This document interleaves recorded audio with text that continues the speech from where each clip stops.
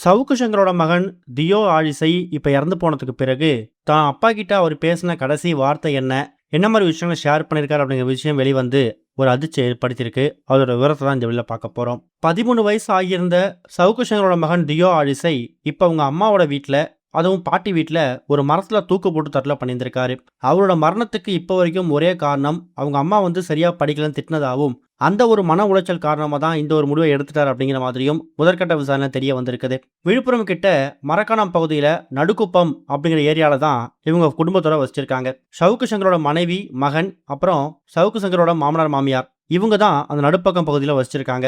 கடந்த கொஞ்ச நாட்களாவே சவுக்கு சங்கரோட மகன் படிப்புல சரியா கவனம் செலுத்தாததால பள்ளி நிர்வாகத்தை சேர்ந்தவங்க அவங்க அம்மாவை கூப்பிட்டு கம்ப்ளைண்ட் பண்ணியிருக்காங்களாம். அதுக்காக அவங்க அம்மா சவுக்கு சங்கரோட மகனை கண்டிச்சதாகவும் நல்லா படிக்கணும்னு அட்வைஸ் பண்ணதாகவும் அந்த ஒரு மன உளைச்சல் காரணமா சவுக்கு சங்கரோட மகன் தூக்கு போட்டு தற்கொலை பண்ணியிருக்காரு அப்படிங்கிறது தெரிய வந்திருக்குது.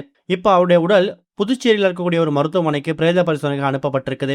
இந்த மாதிரி சூழ்நிலையில சவுக்கு சங்கர் தன்னோட மகன் கிட்ட தினமும் போன்ல பேசுறது, அவரோட படிப்பை பத்தி பல விஷயங்களை ஷேர் பண்றது, இது அவரோட வழக்கமாகவும் இருந்திருக்கு. அப்படிதான் கடந்த ஒரு சில நாட்களாவே அவர் சரியா படிக்கலன்னு ஸ்கூல்ல கம்ப்ளைண்ட் வந்ததுக்கு பிறகும் அவங்க அம்மா திட்டினதை பத்தியும் சவுக்கு சங்கர் கிட்ட மகன் ரொம்ப ஓப்பனா ஷேர் பண்ணி அழுதுருக்காரு. நான் நல்லா தான் படிக்கிறேன், எல்லாம் கான்சென்ட்ரேட் பண்ணி படிக்க முடியுது, ஆனா எக்ஸாம்ல சரியா எழுத முடியல, கவனச்சிதறல் ஏற்படுது அப்படிங்கிற மாதிரி பல விஷயங்கள் சொல்லி அழுதுருக்காரு.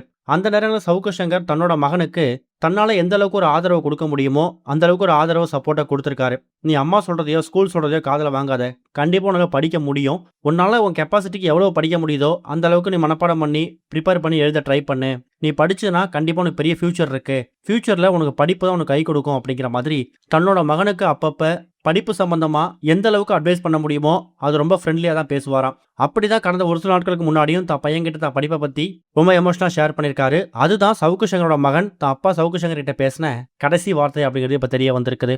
இது வரைக்கும் கனெக்டிங் டிவிக்கு சப்ஸ்கிரைப் பண்ணனா மறக்காம சப்ஸ்கிரைப் பண்ணிக்கங்க. உடனடி அப்டேட்ஸ் பெறுவதற்கு நோட்டிபிகேஷன் பெல்லையும் கிளிக் பண்ணிக்கங்க.